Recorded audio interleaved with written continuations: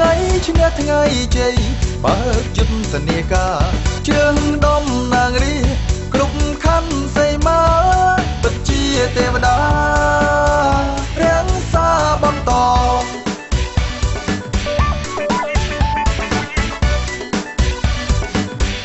រាំងសាបន្ត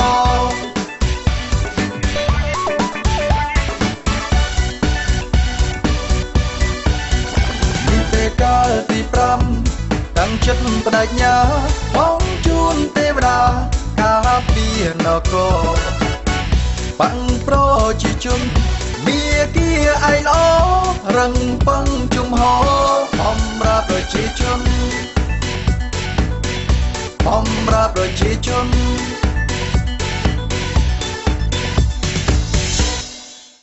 សូមបោះឆ្នោតជូនគណៈបកប្រជាជនកម្ពុជា